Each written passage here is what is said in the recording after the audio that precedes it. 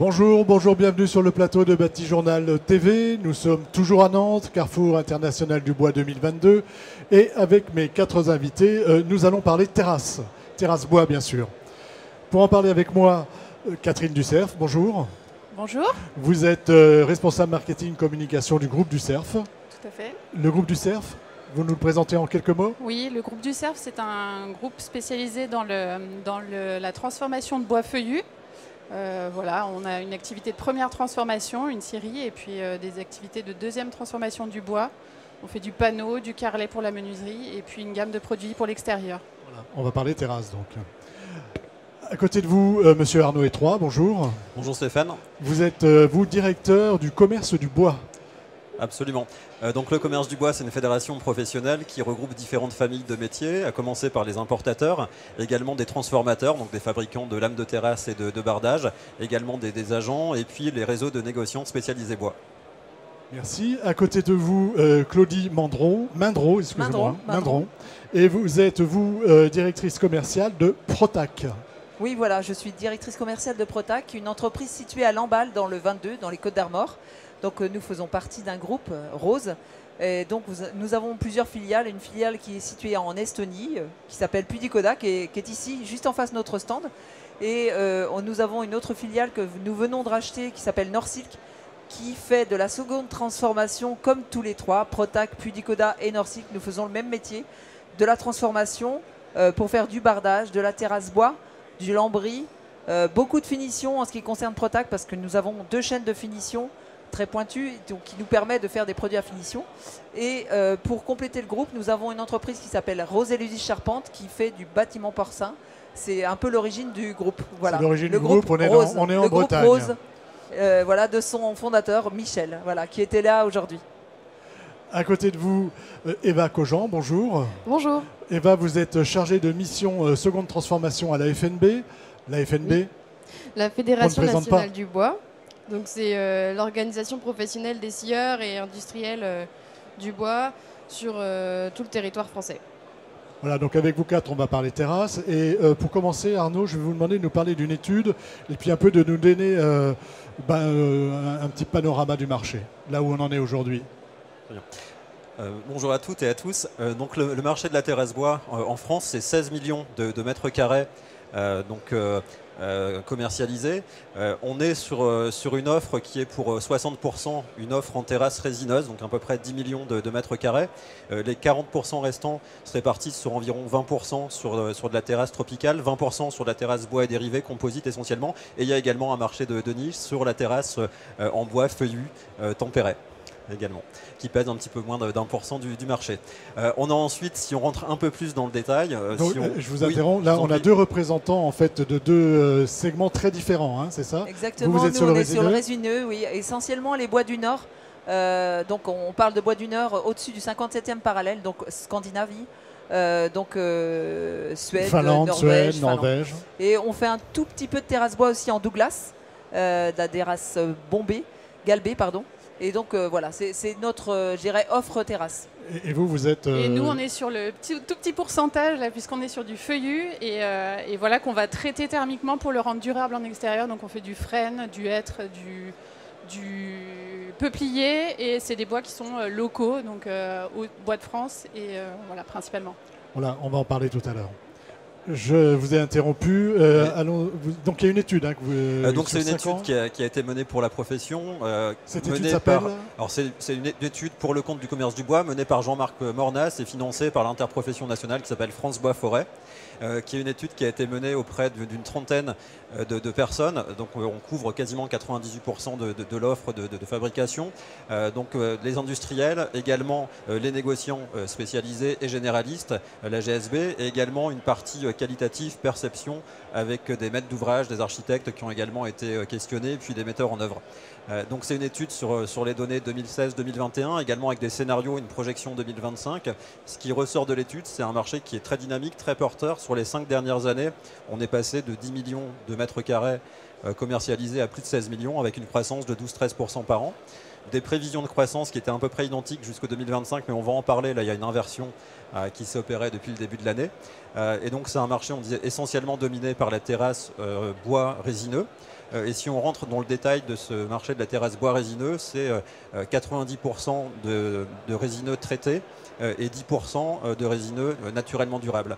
Et sur les produits traités, on est à 90% de terrasses autoclavées, avec des essences, donc on va être sur des essences du pin sylvestre essentiellement, du Douglas également, et sur la partie naturelle on est plutôt sur du mélèze et du Douglas, 70% mélèze, 20% Douglas. Le Douglas monte un petit peu chaque année, et puis 10% d'autres résineux.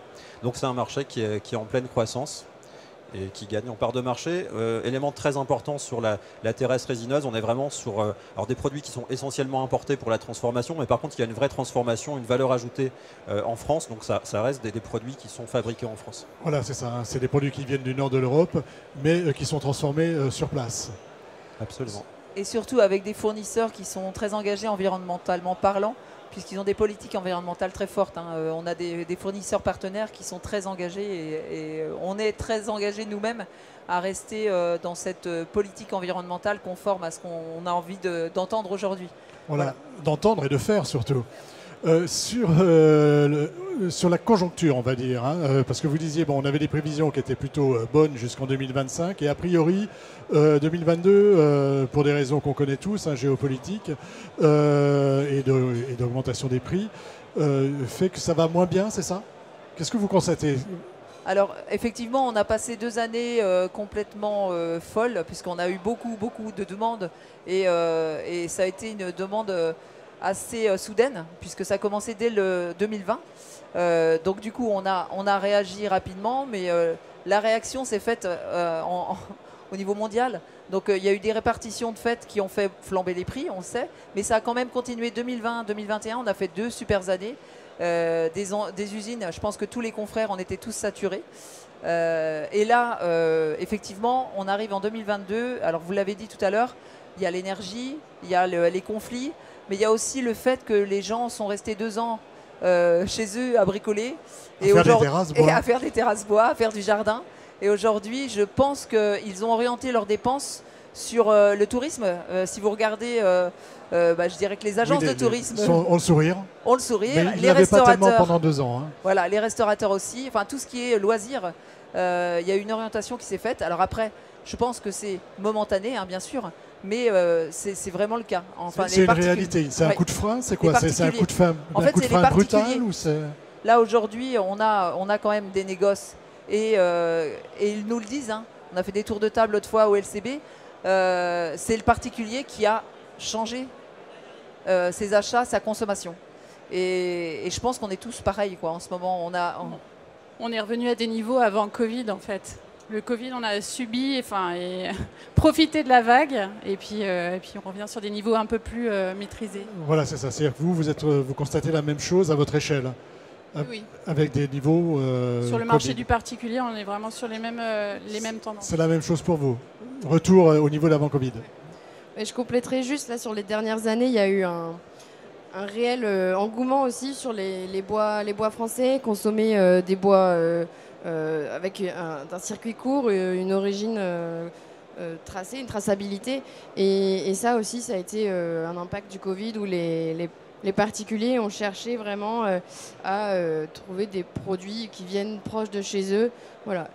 Après, la conjoncture aussi fait que il y a eu des changements. Donc, le bois français a vraiment été un enjeu important dans l'approvisionnement, voilà, pour créer dans la terrasse et dans plein d'autres produits également. Oui. Je pense sincèrement que là, on parle de feuillus, on parle de bois français. Nous, on parle de résineux, mais aussi de Douglas, donc de bois français aussi. Tout à fait. Et ce matin, pour discuter avec des gens qui font de l'exotique, hein, si je veux parler plus largement et pour tout le monde, je pense qu'en fait, on a le même constat pour tout le monde. En fait, c'est pas seulement une niche ou une naissance qui est visée, c'est un comportement.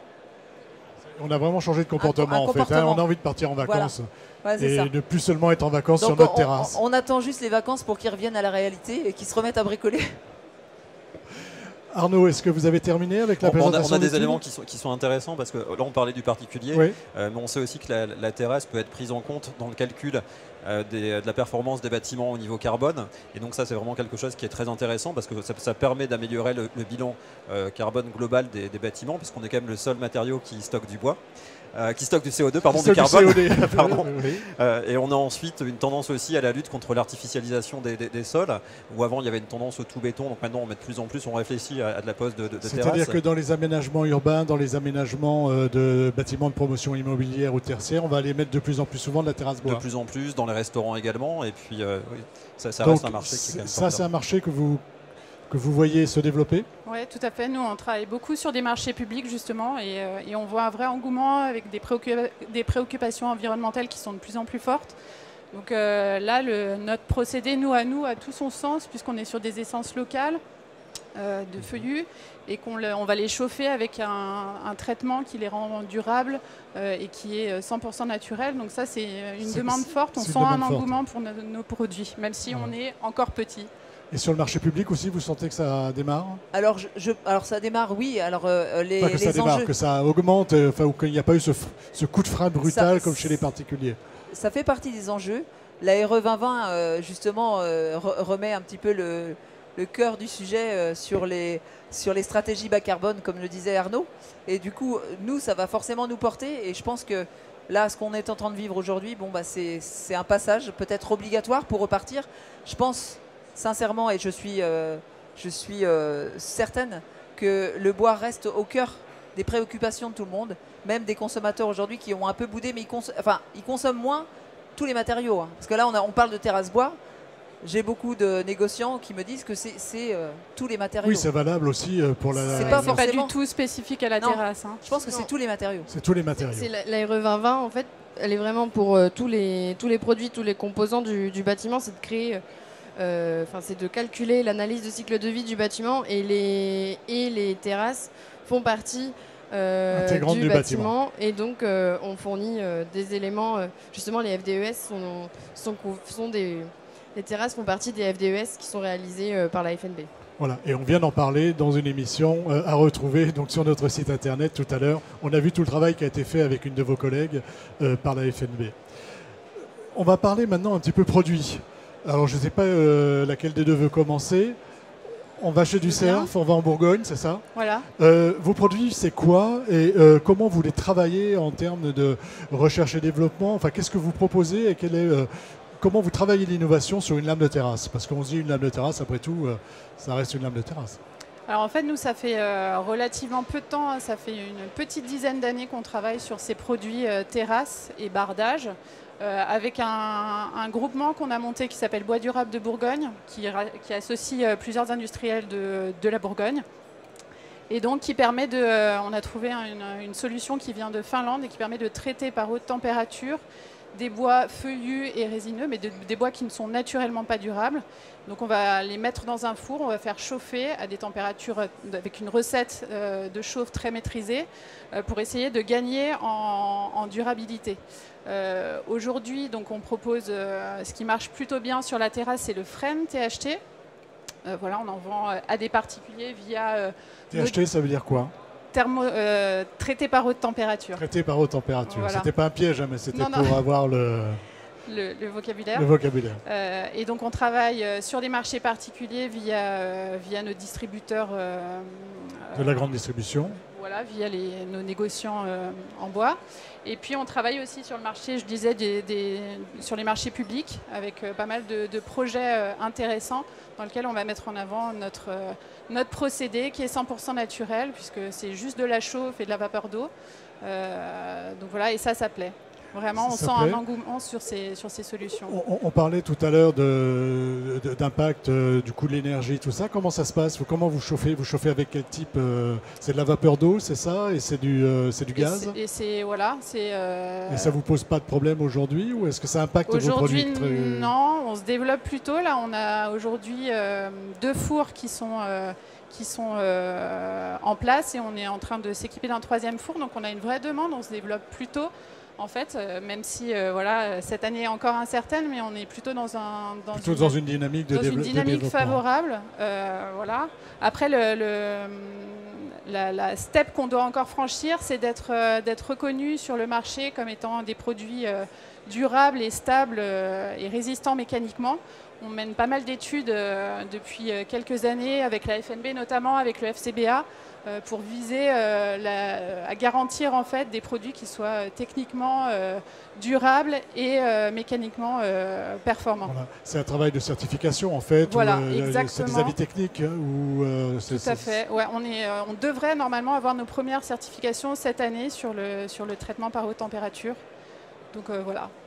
Ça se présente comment une lame en peuplier thermochauffée? Alors on vend peu de peupliers sur la peuplier, terrasse, hein, mais du frêne, ça se présente. Je ne sais pas si on a quelques exemples de on a vu des de images réalisation. pendant que Ce qui est intéressant sur le... Voilà, il y en a le une là par exemple. Voilà. Donc, ce qui est intéressant sur le procédé de traitement par haute température, c'est qu'on peut, en fonction de la température de chauffe, on peut varier sur la couleur du bois. Donc chaque essence a des couleurs de chauffe, prend des couleurs différentes en fait. Et puis selon la température de chauffe, on peut varier sur la couleur. Donc ça va du brun clair au brun plus foncé, avec des tons de caramel, de chocolat. Le frêne, c'est un très beau bois qui prend une teinte chocolat et qui patine un peu avec le temps. L'intérêt des procédés de traitement par haute température, c'est qu'on peut aussi... c'est des traitements qui sont à cœur du bois. Et du coup, quand on est sur des rénovations, quand on doit entretenir notre terrasse, c'est assez simple en fait de retrouver la couleur initiale. Retrouver la couleur initiale, voilà. et Donc y compris avec la patine. un rendu qui est assez beau esthétiquement, et puis voilà, qui a des avantages environnementaux. Voilà. Et quand il y a une piscine autour, c'est encore mieux. Tout à fait, c'est en Corse. On va voir avec vous donc comment vous travaillez la R&D et l'innovation sur vos produits terrasse. Alors, il y a deux aspects sur notre terrasse parce qu'on a un énorme volume sur la lame 2745 en pain traité classe 4 puisque c'est du pain, donc par autoclave, par imprégnation. Et donc ça, j'ai envie de vous dire que c'est le gros du business et ça, c'est la baguette de pain. C'est le sac de ciment pour le maçon. Ça, on sait faire, il n'y a pas de... Voilà, donc après, aujourd'hui, on est plutôt dans la recherche aussi d'amélioration et de trouver des essences nouvelles aussi parce qu'on sait qu'aujourd'hui, avec ce qui se passe, on avait des incidences suite au conflit en Russie et en Ukraine. Aujourd'hui, on essaie de trouver aussi des développements avec le Douglas, en lame de terrasse galbée comme je vous en ai parlé tout à l'heure. Et avec le LCB, on a aussi, avec la commission de terrasse bois, nous essayons de trouver des solutions sur la glissance. Parce que c'est un produit, malgré les... Alors, sauf, on parle toujours des lames de terrasse avec rainure. Alors, c'est un faux... je dirais c'est une fausse bonne idée. Ouais, c'est une fausse bonne idée parce qu'en fait, les rainures sont plus glissantes que les faces lisses. Donc en fait, on est plutôt orienté face lisse et on recherche des solutions avec le LCB pour avoir des solutions d'anti-glissance pour les lames de terrasse en pain. Voilà, et sur de la face lisse. Et sur la face lisse. Ouais, pour compléter, la FNB aussi est aussi, dans cette étude-là. Et en effet, les rainures en fait créent une sorte de rétention et c'est les mousses, les lichens qui se développent encore plus. Et donc ça demande plus d'entretien, c'est encore plus contraignant et ça glisse plus. Alors je ne sais pas, est-ce qu'on sait déjà aujourd'hui ce qu'on va aller mettre sur le bois pour lui permettre d'être non glissant Alors on est en recherche parce qu'on n'a pas encore trouvé des choses qu'on pouvait appliquer industriellement en fait. C'est ça notre problématique, c'est qu'il faut qu'on puisse les industrialiser et pouvoir les passer dans les machines. Donc en fait on est encore en recherche, on a fait des essais qui n'ont pas marché parce que ça ne pouvait pas marcher avec notre modèle industriel. Mais on est toujours sur le sujet et il y a un autre sujet qui est en cours. Bien évidemment, c'est d'avoir aussi un traitement plus vert. Et ça, je ne peux pas vous en dire plus parce que c'est secret. Mais c'est en cours. Mais c'est en cours. C'est-à-dire, en fait, tu avais un traitement avec des saturateurs biosourcés. Alors, est-ce que je dévoile déjà Non, vous dévoilez rien parce que je ne vous dirai rien. Mais voilà, c'est en cours. Mais comme je sais que ça se pratique, voilà, je me permets. D'accord. Mais c'est pour quand? C'est prévu pour quand? Eh bien, quand on est parti sur une phase de recherche, ça peut durer longtemps. Si on arrive à trouver d'ici 1 an, on aura déjà des réponses. Voilà, parce qu'on a quand même pas mal de contrôles techniques à faire. Voilà, non, mais en fait, ce qu'on voulait aussi avec cette émission, c'était un peu mettre en avant votre travail, enfin le travail des fabricants en général, sur justement la R&D. Donc on cherche des solutions. On cherche des solutions. Vous disiez que vous aviez une baguette de pain, mais vous cherchez aussi à l'améliorer quand même, cette baguette. Voilà, c'est ça. Voilà. On essaie parce que c'est une demande du marché aussi et du consommateur. Et c'est clair, on nous le demande très souvent. Donc je pense qu'il faut s'y attarder, et puis c'est nécessaire, ça fait ça. Surtout dans le domaine public. Si vous allez sur les marchés publics, il va falloir voilà, ça coule de source qu'il faut qu'on arrive à trouver des choses pour rendre durable plus naturellement et plus vert nos traitements, puisque bon, on sait qu'aujourd'hui on n'a pas de solution, mais en tout cas on y travaille. Vous y travaillez. On va parler maintenant d'une campagne que la FNB met en place, qui est une campagne terrasse et une campagne bardage. Mais on a parlé des bardages hier, donc je vais vous demander de nous parler de cette campagne dédiée à la terrasse bois. C'est en complément en effet de la campagne de communication avec, sur le bardage. Donc c'est une campagne qui est faite avec FNB et LCB, financée par France Bois Forêt, dans lequel donc font partie Protac et d'autres industriels. C'est une campagne qui est lancée là à l'occasion du Carrefour du Bois. Donc on a pour ça un site internet. Donc pour la terrasse, c'est materrasse.fr. Et sur les réseaux sociaux, comme c'est une campagne qui est plus ciblée vers des particuliers, comme on disait avec les confinements, il y a eu vraiment la cible était vraiment. Oui, on a eu envie d'améliorer son chez-soi, de faire des terrasses et de mettre des bardages. Les gens sont partis des grandes villes aussi, en partie. Donc voilà, ils ont des maisons maintenant avec des terrasses. Avec un extérieur à aménager. Et ça, c'est vraiment un élément important de la maison. Et donc, ce que je disais, c'est que sur Facebook et sur Instagram, on retrouve aussi la campagne avec des visuels. L'objectif, c'est quoi? C'est de faire connaître les produits, les différents types de faire connaître les produits, de valoriser aussi les produits qui sont fabriqués en France, aussi du bois français, pas que, mais ça fait partie. Montrer aussi, il y a un guide. Arnaud, je te laisse en parler. Le guide terrasse qui a été fait ensemble. Il y a effectivement beaucoup d'actions. Il y a l'action sur les réseaux sociaux, sur le site internet. On a la mise en avant d'un guide qui s'inspire du DTU, mais qui le reprend de façon beaucoup plus imagée, beaucoup plus didactique. L'idée, c'est vraiment de donner envie, de présenter une diversité d'offres. L'offre n'est pas toujours très lisible. Donc là, le particulier va pouvoir se rendre sur le site, prendre des idées, être mis en relation également avec les fabricants et les distributeurs. Et donc, c'est une campagne qui est menée sur une année, et puis avec le partenariat du CNDB qui nous aide pour déployer cette action. Voilà. Donc ces réseaux sociaux, c'est par le biais d'événements comme celui-ci et sur des salons. C'est là où vous allez... également qui est prévu, qui permettra de valoriser le stock de carbone aussi, et voire de choisir, d'orienter pour choisir sa terrasse. Donc il y a vraiment plein d'actions qui sont menées. C'est une première année, on espère que ce sera reconduit. Et donc on bénéficie d'un financement de France Bois Forêt sur cette opération. Et aussi sur ce site qui est d'ores et déjà en ligne, on a un annuaire. Donc l'annuaire en fait des fabricants de lames de terrasse et des distributeurs donc qui s'appuient sur l'annuaire de la FNB et l'annuaire du LCB.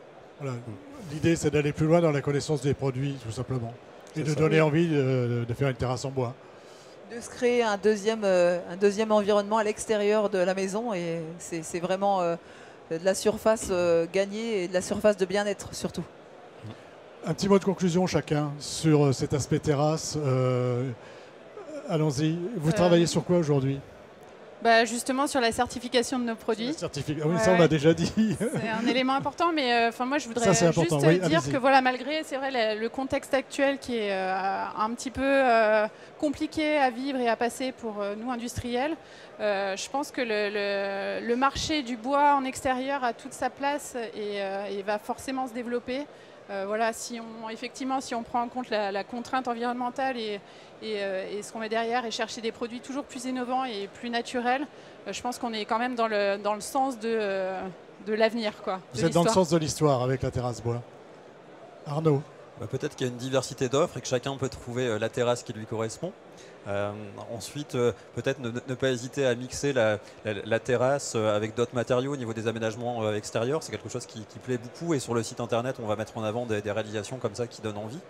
Et puis, on espère vraiment que cette campagne va porter ses fruits, et puis que le marché va continuer, va redémarrer. Et on est tous très, très contents de travailler ensemble sur cette campagne aussi. Sur cette campagne. Alors moi, sur la conclusion, j'espère simplement qu'on va retrouver une stabilité dans les prix qui puisse permettre aux entreprises de première transformation de vivre, puisqu'on sait très bien qu'il y a quelques années, on avait des prix qui n'étaient pas à la hauteur de ce qu'ils devaient être. mais qu'on retrouve une stabilité des prix pour pouvoir redonner envie aux consommateurs d'orienter leur projet sur le bois. Et là, je parle au sens large en fait, hein, pas seulement sur la terrasse, sur le bardage et sur encore mieux une maison ossature bois avec tout en bois. Tout en bois. Voilà, du bois donc, partout, mais à condition qu'il et... y ait une stabilité des prix, qu'on ait de la visibilité. Voilà, tout qu'on ait de simplement. la visibilité. Et bon, parce que là, ça a mis tout le monde un petit peu en défaut. Et puis les artisans en premier, puisque les devis ne sont pas remis à jour. Enfin voilà, une stabilité des prix qui fasse vivre tout le monde. Première transformation, seconde transformation, et l'artisan, et le négoce, enfin tout le monde, quoi. Voilà. Eva, vous avez le mot de la fin. Eh bien, je dirais que la terrasse est un produit qui répond aux enjeux environnementaux, tout simplement, et qu'il fait partie de cette stratégie nationale bas carbone. Et donc, utiliser du bois en terrasse, c'est simple. Enfin, quand on s'y connaît un peu, donc il y a des guides, mais du coup, ça permet d'éviter l'émission dans l'atmosphère de dioxyde de carbone. Voilà. Et si je veux en savoir un peu plus, donc je vais sur les réseaux des uns et des autres et on aura une information sur la campagne et sur vos produits. Merci beaucoup d'être venu sur le plateau de Bâti-Journal TV pour nous parler de terrasse et de terrasse bois, notamment, enfin vraiment de terrasse bois, c'est ce qui nous intéressait. Une émission à retrouver sur notre site internet Bâti-Journal de TV avec toutes les autres émissions que nous tournons ici sur le Carrefour International du Bois. Vous retrouverez aussi tous ces échanges sur le site du Carrefour International du Bois et sur le site de notre partenaire France Bois Forêt. Merci à vous. Merci. Merci.